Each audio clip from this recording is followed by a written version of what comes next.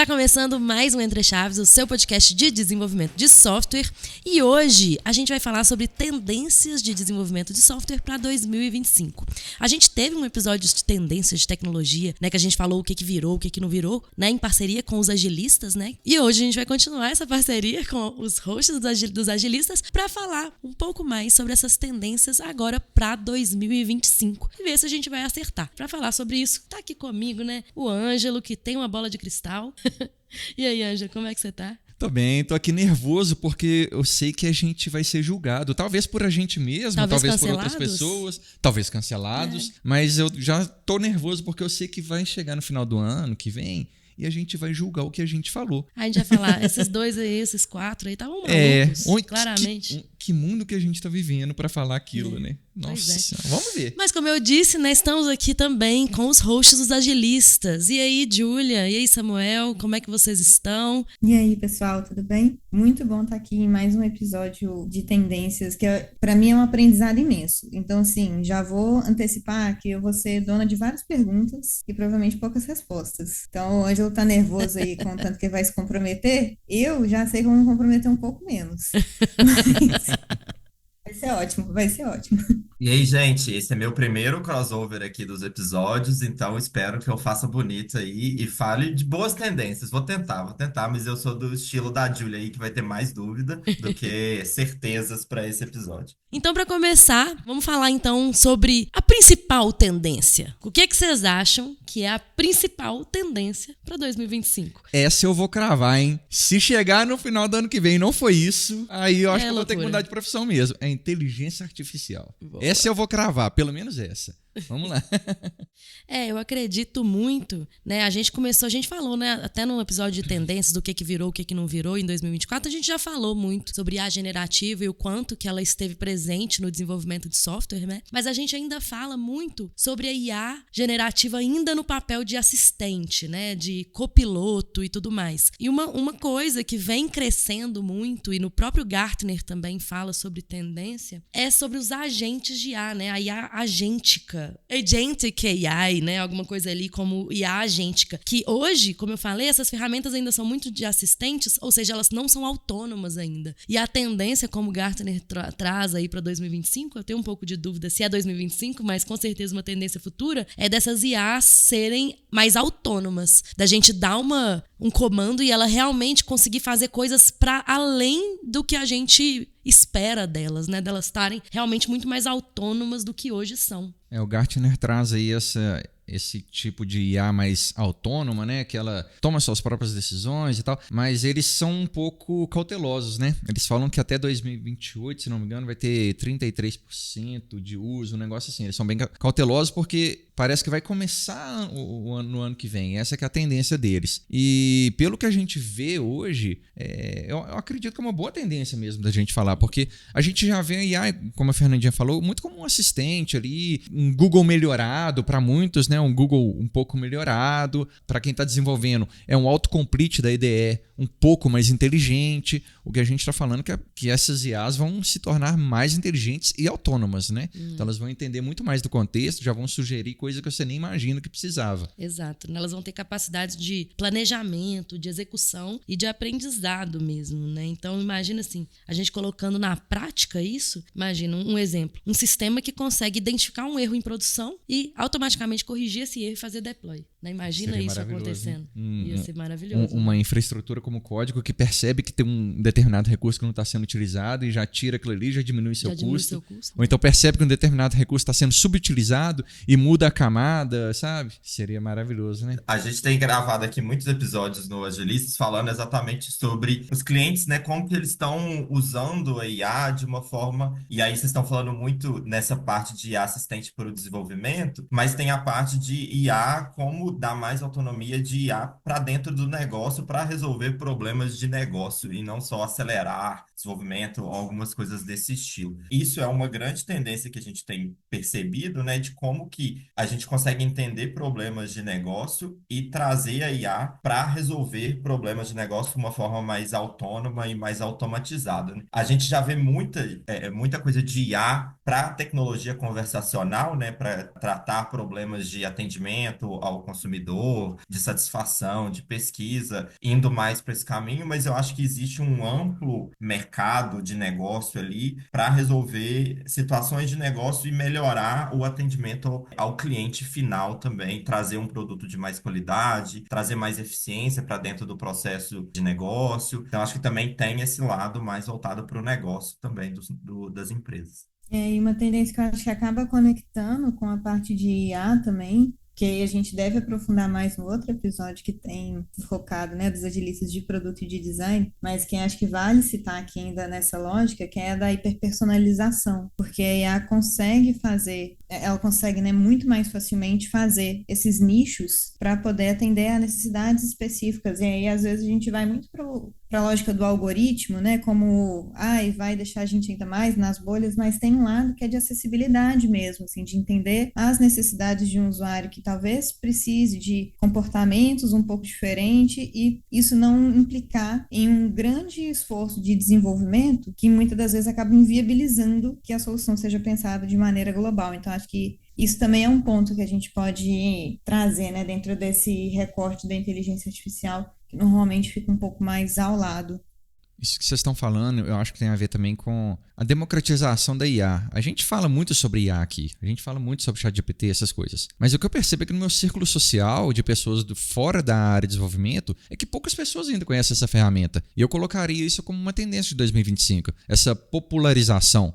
O Samuel deu exemplo aí de ajudar nos negócios. Eu imagino, assim, cada vez mais diretores, executivos, discutindo com o ChatGPT sobre as estratégias da empresa. Cara, é como se você tivesse um especialista. Você tem, sei lá, uma pessoa ali que é muito foda numa determinada área e que você pode discutir com ela suas ideias. Então, por que não discutir? Então, lança sua ideia lá no ChatGPT, vê o que vai responder e fala assim, não, mas peraí, e se a gente mudasse isso, isso, isso? O que você acha? E vai trocando essa ideia, sabe, com a ferramenta. É como se você tivesse um especialista que conhece tudo de todos os negócios do mundo e que ele pode te ajudar de alguma forma, dar opinião, ajudar a traçar estratégia, fazer o seu planejamento. Então, acredito muito nessa popularização da IA e para nichos mais específicos também. Eu vi até uma das tendências que eu vi, vou até buscar a referência depois aqui, falando que menos é mais, que a gente tem hoje modelos que eles são muito amplos, né? Muito genéricos. Uhum. E aí, outra tendência que eu acredito que já está acontecendo, né? A gente chegou a comentar isso em algum episódio aqui com a Fernanda. Eu acho que foi no episódio 200 lá, que a gente fez uma live, a gente falou sobre IAs que são mais específicas em um determinado nicho. Uma das tendências que eu acredito que eu estou presenciando, que eu estou vendo acontecer já, são esse tipo de modelos que são específicos de um nicho, sabe? E aí, esses modelos vão ser muito melhores nas suas respostas. Até falando um pouco sobre isso, Ângelo, que você trouxe dessa popularização, eu acho que o que eu vi muito nesse ano aí de 2024 é que, assim, né, a IA foi uma grande tendência desse ano, vai ser para o próximo, mas as empresas ainda têm um certo receio, um certo medo de usar a IA para algumas coisas, por uma questão de proteção dos dados, proteção da estratégia de negócio deles. As pessoas hoje também, elas têm uma ideia, talvez, mais limitada sobre o que a IA pode fazer, do que tem muita coisa atrelada a fake news com a IA, e a gente sabe que a IA ela dá conta de muito mais coisa do que isso, né? Então eu acho que ainda tem esse ponto para trabalhar também para chegar nessa popularização, que é como que a gente consegue trazer algum tipo de governança maior para dentro desse contexto de IA, para garantir mais segurança mesmo de todo mundo que vai usar, né? Eu tô ouvindo vocês falando, né, principalmente o Ângelo aqui em relação à popularização. Eu não sei se eu concordo exatamente com não estar popularizado, que eu vi até uma pesquisa de Stanford, estava tentando recuperar aqui, mas se eu não me engano, era mais de 60% das pessoas da população do mundo já pelo menos tinham ouvido falar. É um número até bem alto, assim, depois eu recupero melhor. Mas é um número bem alto percentualmente no mundo que já ouviram falar do ChatGPT e tudo mais. O que eu acho que vai popularizar mais é o uso de forma prática para gerar valor no negócio. Eu acho que é um pouco diferente, assim, de, eu tô usando aqui para escrever meu e-mail, eu tô usando aqui porque sei lá, tive uma discussão com meu namorado e eu quero ver o que o ChatGPT acha. É diferente de falar que agora eu tô usando no meu negócio para gerar valor, né? Assim, igual eu tô falando. Eu acho que isso é uma tendência a ser mais utilizada, né? As RAGs aí, os RAGs, né? Eles vêm, né? Que é basicamente a gente aumentar o contexto dessas inteligências artificiais públicas, esses modelos públicos com o nosso contexto privado. São algumas técnicas para isso, né? São coisas que vêm, né? As empresas vêm cada vez mais querendo utilizar esse tipo de coisa, né? Justamente para gerar valor de uma forma mais rápida, mas nesse lugar da geração de valor. Que aí eu acho que em 2024 a gente viu começando isso acontecer mais, e 2025 eu acho que vai aumentar essa utilização. Mas é um pouco disso que eu quero dizer mesmo, Fernandinho, porque é um crescimento exponencial. Sabe quando a gente fala que... Igual tem o Gartner tem o hype cycle deles lá, tem um determinado momento que todo mundo já ouviu falar, mas ninguém tá usando de fato, não tá gerando produtividade de fato a ferramenta. Mas tem muito potencial, né? Então acho que tem um pouco disso aí que você tá falando mesmo. Todo mundo já ouviu falar, mais de 60%, né? Beleza. Isso aí, uma galera boa já ouviu falar disso. Mas quem de fato tá usando todo dia e gerando valor no seu serviço, isso eu acho que ainda não tenho esse dado. Mas acho que é uma parcela bem pequena ainda, de saber usar bem a ferramenta. Mas eu tô falando além de saber usar bem na produtividade, tá? Eu tô falando também de usar bem na geração de valor mesmo, de negócio mesmo, sabe? Que eu acho que é um ponto aí. E só para citar, na hora que eu falei que menos é mais, que eu tinha visto isso em alguma fonte, foi na Forbes. Tá, e aí agora uma outra dúvida, que aí é a dúvida de, assim, eu tô aqui bem como público com perguntinhas. Tá mais difícil a parte de segurança, porque assim, eu fico lembrando dos episódios antigos que a gente já gravou e de todas as considerações, né? Que eu lembro até teve um episódio que a gente conversou de tipo assim, você vai na farmácia, você coloca seus dados ali e que, né, assim, dos riscos de compartilhamento indevido de dados e da questão de cibersegurança, tá ficando ainda mais complexo ou isso deu uma estabilizada? Eu acho que fica cada vez mais complexo. Porque a gente tem cada vez mais ferramentas, são ferramentas novas, e eu já colocaria aqui mais uma tendência que eu acho que ano que vem vai ter mais modelos ainda. Hoje a gente fala de Gemini, Llama, como é que é o nome daquele? O Claude. Provavelmente vai ter mais ainda, sabe? O problema é que a regulamentação, as leis, essas coisas não andam na mesma velocidade que as tecnologias. Então a gente tem esse problema. Dados existem há muito tempo. A LGPD demorou pra caramba pra existir, entrar em vigor e por aí vai. Só pra citar um exemplo, né? Então tá cada vez mais difícil por isso, por causa de regulamentação e por causa de dificuldades técnicas mesmo. Tem cada vez mais tecnologias, ferramentas, nuvem, recursos diferentes na nuvem, cada vez mais portas de entrada, cada vez mais gente estudando como que vai quebrar a sua aplicação, como que vai invadir o seu sistema. E mesmo as próprias ferramentas de IA hoje que a gente tá falando, né? Elas também ajudam os atacantes, né? Ajuda. É aquela coisa. Ajuda o atacante e o zagueiro, né? Não, ajuda os dois lados. Só que o atacante, né, que é o hacker, ele tem uma vantagem que ele só precisa encontrar um ponto de falha, né? O defensor, ele precisa defender todos os pontos de falha, né? Então, o atacante, se ele encontra, né, o hacker, se ele encontra um ponto de falha, Brasil, perfeito, né? E existem muitas formas, né, de manipular as coisas, inclusive com engenharia social. Era isso que eu ia completar, né? Engenharia social. A gente sabe que a maior falha hoje, as maiores falhas de sistema hoje são de engenharia social. A gente tem esses dados também, podemos até pesquisar aqui, mas engenharia social é um grande problema. E se a gente está falando de uma popularização maior, tanto de ferramentas, quanto de IA, quanto de ferramentas digitais como um todo, tem muita gente que não usa tanto e vai começar a usar agora, sabe? O mundo está cada vez mais digital. Mas será que as pessoas estão preparadas para esse mundo cada vez mais digital, sabe? E aí os atacantes que a Fernandinha estava mencionando, né, aproveitam muito disso, de estratégias, táticas de engenharia social para poder conseguir burlar o sistema, né? E pensando nisso, eu estava aqui enquanto vocês estavam falando, e eu estava imaginando, né? A gente tem várias ferramentas, cada vez surge mais. Eu acho que uma das coisas é ter algum tipo de governança para organizar a disciplina de IA dentro das empresas. Mas vocês acham que talvez uma tendência, talvez não para 2025, mas para frente, é surgir alguma função específica para lidar com IA? Porque, por exemplo, há muito tempo atrás, a gente não tinha tinha a pessoa de DevOps. Hoje em dia a gente tem alguém de DevOps. A gente não tinha ninguém, talvez, tão focado em segurança. Hoje a gente tem os engenheiros de segurança, de cybersecurity, algumas coisas nesse estilo. Vocês acham que no futuro talvez vai ter tipo um engenheiro de IA, alguma coisa assim? Alguém que vai ser responsável por lidar com IA, por entender, por fazer governança, alguma coisa desse estilo? Essa pergunta foi meio viajada, né? Mas eu achei.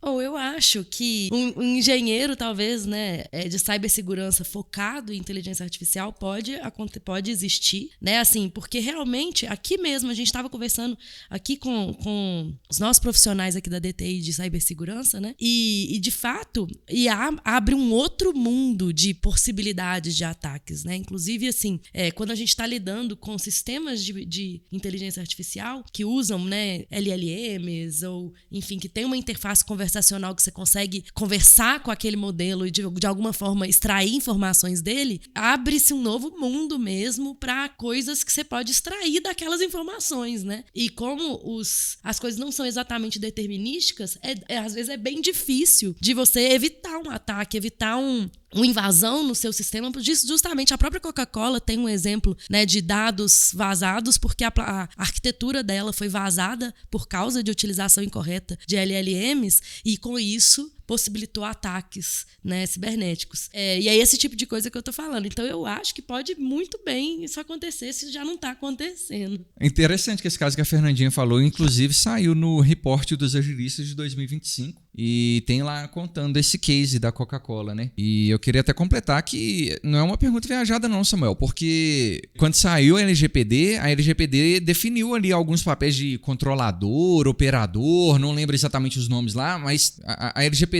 meio que obrigou as empresas a definir esses papéis dentro das empresas. Então, agora isso vai acontecer de novo, seja pela regulamentação ou seja pelo menos pelo bom senso de um diretor dentro da empresa dele que está vendo esses cases, igual da Coca-Cola que a Fernandinha citou aqui, e ele quer ter alguém especializado ali para tratar esse tipo de coisa, para fazer tanto a gestão da parte de governança, quanto talvez uma gestão de mudança, porque tudo isso que está acontecendo é uma baita revolução também. Tá alterando todo mundo, a forma de comunicar, a forma de aprender, a forma de trabalhar. A gente está falando aí que talvez os devs vão mudar um pouco o papel. E, cara, dá para falar milhões de coisas sobre isso. Então as empresas vão ter que contratar pessoas especializadas para lidar com cada um desses problemas, sabe?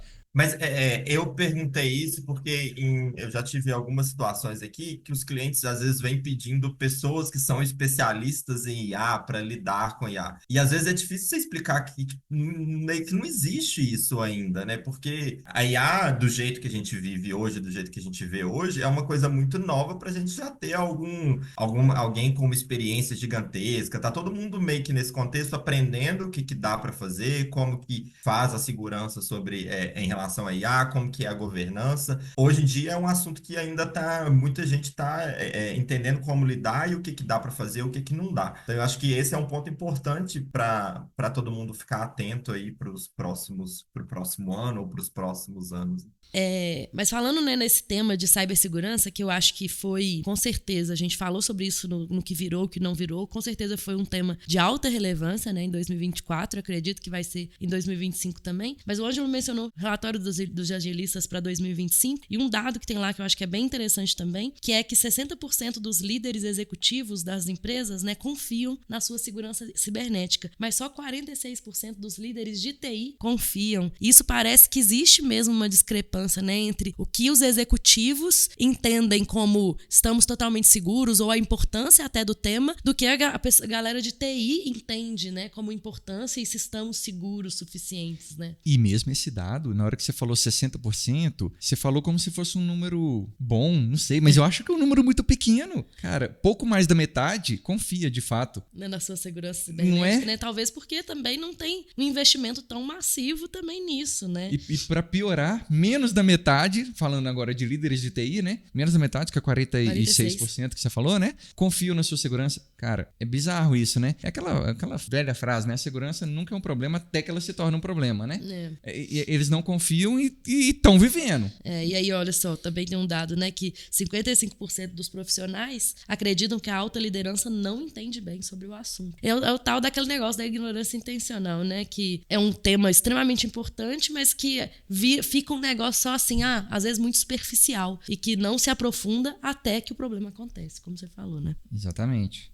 Eu acho muito importante esse tipo de reflexão, porque normalmente, né, olhando para quando que os itens vão entrar como prioridade e até onde que o dinheiro vai estar, né, dentro da tecnologia, muitas das vezes o negócio vê muito mais valor numa feature nova que vai estar direto para o cliente ou numa ferramenta que vai reduzir headcount, qualquer coisa do tipo, que é muito realmente, né, de fluxos, de experiência que tem é menos abstrato, às vezes até para esses líderes executivos, mas essas discussões sobre segurança realmente parece que ficam assim, né, ao lado do que precisaria de fato, fica meio que concorrendo, quando na verdade é tão, se não mais importante, porque segura o negócio de pé. Né, assim, dependendo da falha que tiver de segurança, a implicação disso é gigantesca para a empresa, para o cliente, enfim.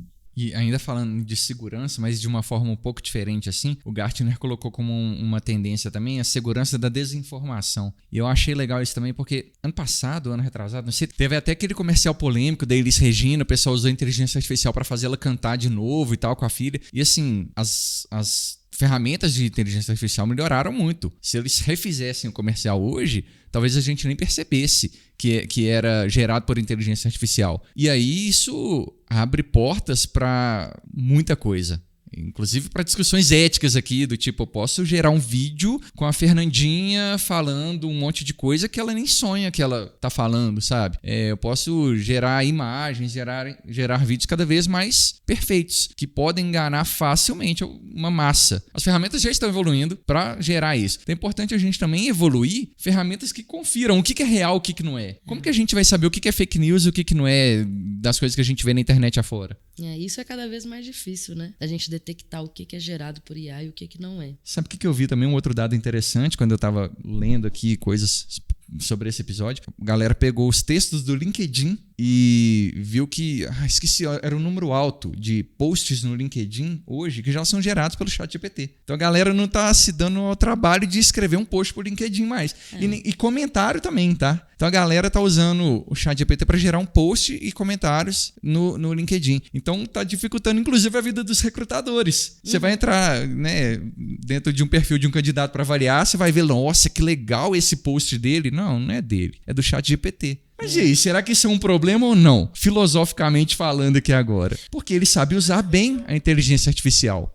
Então, isso que eu ia trazer, porque assim, a inteligência artificial, o ChatGPT, se você não souber utilizar ele bem, ele não te resolve tanta coisa assim não, porque ele vai te dar informação ali, que às vezes não é uma informação muito certa e tal. Então, eu acho que esse é um dos pontos que a gente precisa aprender também, é como direcionar a inteligência artificial para que a gente consiga extrair bons resultados dela, né? E aí eu acho que esse é um ponto, assim, que aí entra um pouco nessa discussão, né? O texto é de quem?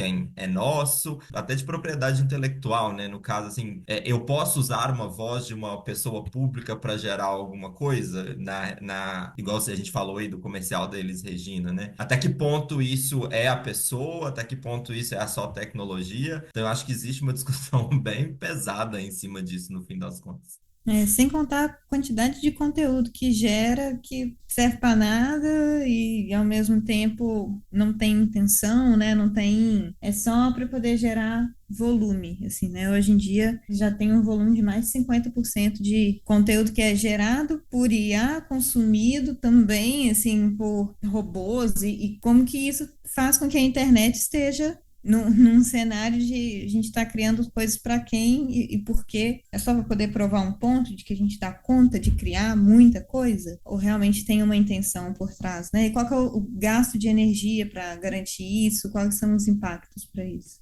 Tem até nesse sentido que vocês estão falando, né, do LinkedIn, de muito conteúdo produzido por IA, consumido também, né, é uma coisa, um ciclo muito louco, né, porque você cria conteúdos por IAs e as IAs consomem esse conteúdo também para gerar novos conteúdos e vira uma coisa maluca. Existe então a teoria da internet morta, né, não sei se vocês já ouviram falar disso, mas é uma teoria que fala que hoje a maioria dos conteúdos na internet já são gerados por robôs, enfim, né, de forma automatizada, por inteligência artificial, enfim. É uma teoria meio conspiratória que em muito tempo fala, não, isso é bobagem, mas que começou a ganhar mais força aí nos últimos tempos, porque justamente parece que tem muito conteúdo atualmente que é São gerado. Os robôs gerando conteúdo, outro robô lendo conteúdo de outro robô e gerando conteúdo novo. E os humanos assistindo. E voltando lá nos autos GPTs, né, que a gente até falou no início, sobre uma tendência que são essas IAs autônomas. Um exemplo, esse é o AutoGPT, né, que é uma plataforma open source para justamente criar esses agentes autônomos. Um dos exemplos que eles próprios dão no site deles, né,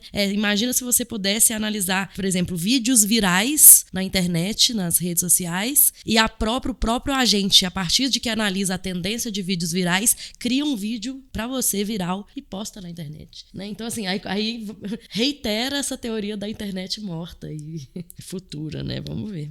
Então, é engraçado um pouco sobre isso, que é um monte de ninguém fazendo um conteúdo para um monte de ninguém também, né? Ninguém tá lendo ali de fato. Mas aí, aproveitando que a gente está falando de bot e tal, vamos passar ali para falar um pouquinho de pessoas e de sustentabilidade, porque eu acho que uma das tendências que a gente vê aí bastante de mercado, que já vem crescendo nesse ano, acho que no ano anterior também, mas promete ser uma grande aposta aí pro ano que vem, que é as políticas de ESG, né? Como que a gente consegue trazer para os nossos negócios mais sustentabilidade, um pilar mais social também para as empresas, e porque isso tem a ver com sustentabilidade também, no fim das contas. Como que vocês veem isso hoje? Porque, de fato, eu acho que a gente precisa ter um olhar mais cuidadoso para essa vertente ambiental também das coisas e para essa vertente mais social também, de como que a gente consegue criar uma comunidade melhor para todo mundo. Bom, como você falou, esse tema, né, de sustentabilidade, a gente até falou um pouco disso no episódio de o que virou, o que não virou. Sustentabilidade, para mim, é uma tendência que vem já sendo repetida, né, nos últimos anos, justamente por essas leis regulatórias, né, governamentais para redução da emissão de carbono, né? E eu, assim, acredito muito que isso vai continuar sendo, como você falou, uma tendência mesmo, tanto, né, social quanto, enfim, que eu acho que realmente as empresas têm mesmo que se comprometer em reduzir seus custos, né, de infraestrutura, de data centers, de conseguir realmente desenvolver produtos mais sustentáveis também, de conseguir desenvolver softwares mais sustentáveis, mas eu acho ainda que eu ainda fico na dúvida do quanto isso vem tanto para a prática do dia a dia do desenvolvedor. Eu acredito que ainda não veio para a prática do dia a dia do desenvolvedor, tá? Mas eu acho que a empresa, no geral, começa a se preocupar mais com o tema. E talvez, né, fazer ações ainda mais na camada do negócio, na camada da organização, do que na camada da ponta mesmo. Você falou que as empresas começam a se preocupar mais, né? A AWS, por exemplo, uma das tendências que a própria AWS coloca para 2025 é de sustentabilidade, e eles prometem que eles vão dar mais recursos para os usuários poderem rastrear de como que está sendo o gasto de energia na sua nuvem, nos seus recursos, sabe? E eles falam também que as pessoas vão poder escolher, por exemplo, alocar os seus recursos em áreas que têm energia renovável, sabe? Então, se você está, sei lá, você tem um recurso lá na França, mas lá não está com energia renovável, e do lado, na Espanha, está gerando energia renovável para alimentar o data center. Então, muda para lá que a gente vai te dar um incentivo aqui, sabe? Então, a própria AWS, estou só dando um exemplo aqui fictício, tá? Com nomes de países aqui, mas a promessa da Amazon é facilitar a vida do desenvolvedor, né, nesse quesito. Então vai ficar mais fácil gerenciar tanto o desempenho quanto o impacto ambiental que o seu sistema tem no mundo, sabe? Eu achei isso legal porque esse ano eu participei de um projeto aqui na DTI e a gente usou uma ferramenta que parece o SonarQube, mas chama Cast. Ela é bem menos conhecida. E o Cast, ele dá pra gente uma nota, assim, de acordo com o seu código. É muito legal isso. Ele analisa o seu código, sem relacionar com nuvem, nada, só o seu código fonte mesmo, e te dá uma nota para quanto que o seu código é limpo ou não, sabe? Ele fala de green software. Bem legal. É legal isso. Acho que igual você falou, né, Fernandinho? Eu acho que é uma métrica pouco usada ainda. Mas se a gente tiver iniciativas como a da Amazon, de possibilitar essa análise e dá um incentivo para você fazer alguma coisa mais renovável, acho que o cenário começa a mudar. Concordo totalmente. É legal isso, porque você até refutou um pouquinho o meu ponto, né? De que isso ainda não estava na ponta. Poxa, você me deu um exemplo aí de uma utilização já na ponta desse tipo de coisa. Então, talvez o que a gente vai ver mais em 2025 vai ser esse tipo de ferramenta, esse tipo de software, né? Tomara, que faz né? esse tipo... Porque o SonarQube mesmo, alguns anos atrás, não era tão utilizado. E hoje, né, o SonarQube, para quem não conhece, é uma ferramenta de auditoria de código muito popular, né, no desenvolvimento de software. E hoje ela é amplamente utilizada. Talvez uma ferramenta como essa, em algum momento futuro, não sei se em 2025, também vai ser amplamente utilizada justamente por esses incentivos de produzirmos códigos, softwares e produtos mais sustentáveis, né?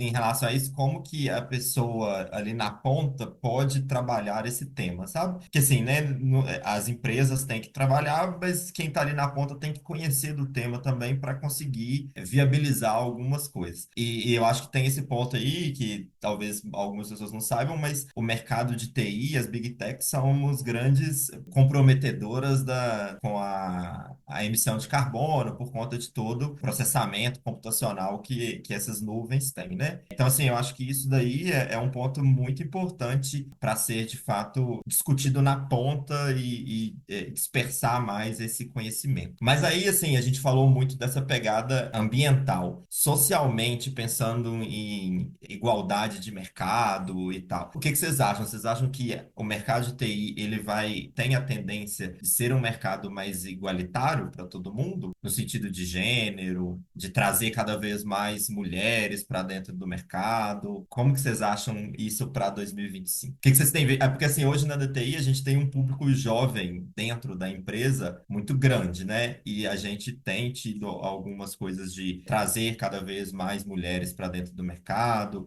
outras pessoas, pessoas trans, pessoas do LGBTQIAPN+, e tal. Então, o que vocês acham que o mercado tem de bom aí para o ano que vem em relação a isso?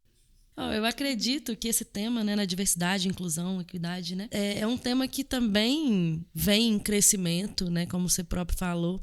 Acredito bem, assim, né, que estamos ficando cada vez mais diversos. Quando eu falo estamos, é o mercado mesmo de tecnologia. Estamos ficando cada vez mais diversos. Ainda, né, agora falando vou falar aqui, né, no meu lugar de fala, que é de uma mulher na tecnologia, né, ainda estamos longe do que deveríamos estar, né? Mas eu acho que também tem outros fatores que não é só do mercado, mas da própria educação, da própria graduação ou interesse ou estímulo, né, para mulheres seguirem, né, áreas de tecnologia ou áreas relacionadas a matérias exatas, né? Então tem outro problema aí anterior, mas eu acredito que a tendência é a gente seguir cada vez mais diverso, mas isso é um tema muito difícil mesmo, assim, né, e até pegando de novo o relatório, né, dos agilistas para 2025, é trazido um dado sobre a geração Z, né, aumentar a parcela da geração Z de representatividade no mercado. E essa geração vem com esse tema da diversidade muito forte, né? Uma geração que preza muito, mais talvez do que as gerações anteriores, por esse tema de diversidade, de equidade e de inclusão. Então, eu acredito que esse tema que já está com força, né, em 2024, 2023, já é um tema que vem aumentando sua força. Acredito que para 2025 aumenta ainda mais e para os próximos anos também, né?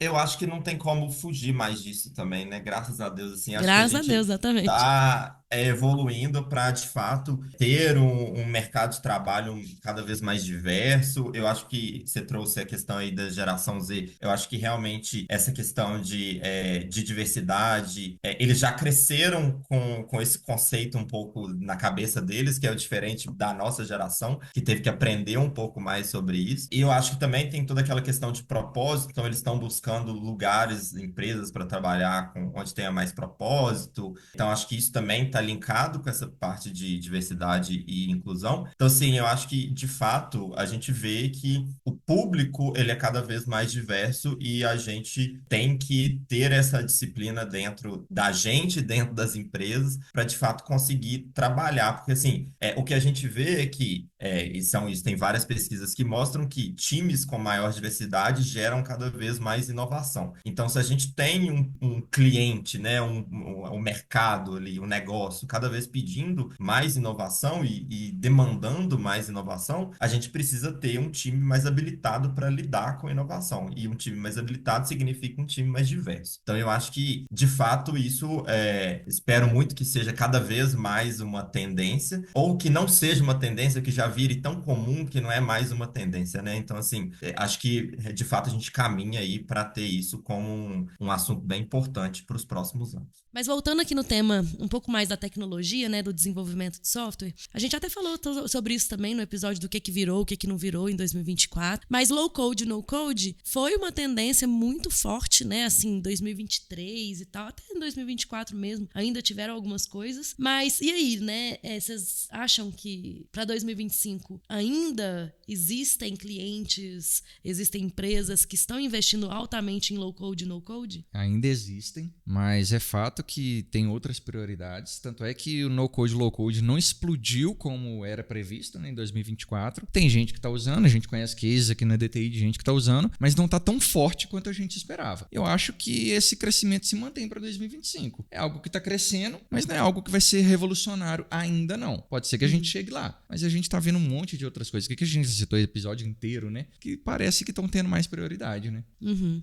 Concordo com você, que assim, tinha uma força muito grande lá atrás. Eu acho que teve uma adesão forte também de várias empresas, vários dos nossos clientes usam, mas também não é algo que chega tanto para a gente justamente porque é no code ou low code. Eu acho que às vezes as empresas estão usando internamente, criando soluções internas de problemas específicos para lidar com problemas de negócio e que isso é aplicável, que o no code, low code é aplicável, e fica lá internamente mesmo, sem tanto contato com times mais de TI, né? Então, assim, eu realmente acho que teve uma adesão forte, segue um crescimento, mas eu também não sei se eu vejo tanto como uma tendência. Legal você ter falado isso, porque realmente o público-alvo, né, do low-code e no-code é muito mais a galera de negócio mesmo. Então, talvez o pessoal da tecnologia, de TI, né, não tá nem sendo envolvido nisso. Diferente, por exemplo, de ferramentas de IA, de novo, de ferramentas de IA, por exemplo, que geram aplicativos, tem umas ferramentas até bem boas, tipo Lovable, não sei se vocês já viram, ou tem outras ferramentas semelhantes que, com linguagem natural, você já gera um aplicativo todo. É doideira. Só que o público-alvo, talvez é muito mais desenvolvedores, porque você gera um código que gera também uma interface, mas para a pessoa interagir com aquele código, com aquela interface, porque ela conhece de código. Então o público-alvo é um pouco diferente. Talvez por isso que a gente veja muito mais a IA, ferramentas e aplicações que geram muito mais, né, aplicativos com inteligência artificial do que plataformas de low-code, né, na nossa perspectiva. E eu acho que IA chegou com tanta força e que deu uma atropelada no no-code e low-code também, no fim das contas, sabe? Exatamente, chegou com tanta força que inclusive Python foi a linguagem mais usada no GitHub esse ano. A gente já comentou isso também em outros episódios aqui. E isso, de novo, vai ser uma tendência. Igual o Samuel falou, IA chegou com tanta força. IA sempre esteve aí, né, gente? Só que o crescimento é exponencial, né? Então chega uma hora que faz muita diferença, né? Ele vai fazendo uma diferença pequenininha, pequenininha, pequenininha, mas de repente a diferença ela é disruptiva, né? Chega uma hora que é realmente algo disruptivo. Então a IA chegou com muita força. O GitHub tá mostrando isso pra gente. O Python sendo a linguagem mais usada em 2024. Eu acho que segue assim, né, para 2025. Exatamente. E aí, né, seguido aí de sempre JavaScript, né, que querendo ou não é uma linguagem bem flexível, né, com frameworks e bibliotecas que você consegue utilizá-la tanto no front quanto no back-end, né, mostrando aí uma linguagem bem full stack e tal. JavaScript continua também, né, com uma alta utilização. Legal que o Java, né, C# e Java também são linguagens muito consolidadas, muito utilizadas no mercado, né, até por clientes com stack Microsoft que usam muito, né, o C# e, enfim, clientes com stack de Java também utilizando frameworks e coisas de Java. E o Java também veio com uma atualização bem interessante, umas últimas atualizações aí, que trata problemas históricos aí de performance do Java, né? Muita gente falando que o Java ia morrer, mas o Java tá ressurgindo com muita força. Exatamente, tratando problemas de performance que antes eram conhecidos aí, né, como desafios do Java, vindo aí com novas versões soluções tratando esses problemas que talvez aí aumente até, né, a adesão. Exatamente. Java, Essa o pessoal linguagem, falava que era lento, tá deixando de ser lento. Falava que era muito verboso, tem sido bem menos verboso agora também. Tem alguns recursos aí que estão deixando menos verboso, né? E eu fiquei refletindo também sobre por que o Python está sendo tanto usado, obviamente pela explosão de IA e tal, mas por um outro recurso também que a gente não falou, mas acho que eu colocaria como uma tendência também, de integrações dos aplicativos, de tudo que a gente usa com os modelos de LLM aí, com o ChatGPT da vida, sabe? O chat já tá no WhatsApp, já tá, e a gente já pode imaginar aí um ChatGPT dentro do seu aplicativo de banco, de outras redes sociais, sei lá. Dá para começar a imaginar isso também como tendência para os próximos anos aí. O Samuel até falou sobre isso no início do episódio, né? O quanto interfaces conversacionais vão sendo cada vez mais realidade. De você interagir muito mais com conversação, com chatbots, do que com aplicativos que você tem que ficar descobrindo aonde que tá a funcionalidade tal, como fazer o Y, X, Y, Z. Isso. E muito mais interações conversacionais, né? Bom, gente, então com isso, né, a gente falou sobre várias tendências aqui, falamos sobre IA para variar, né, o nosso episódio foi dominado com o tema de IA. Também falamos sobre cibersegurança, sobre sustentabilidade, diversidade, linguagens, low code. Então, assim, a gente falou sobre muita coisa, muita tendência, e lá em dezembro de 2025 a gente vê se a gente tá ficando maluco, né, se a gente ficou maluco ou não. Mas eu acredito que não, viu? Acredito que a gente falou sobre muitas tendências bem factíveis aí para 2025. A gente sempre acha isso. E vamos ver. A não ser que, né, surja um negócio muito maluco, igual o ChatGPT surgiu nas nossas vidas aí em 2022. Mas é isso. Então, até a próxima, pessoal. Muito obrigada. Tchau, tchau. Valeu, pessoal. Até mais, pessoal. Muito bom estar com vocês. Valeu, gente.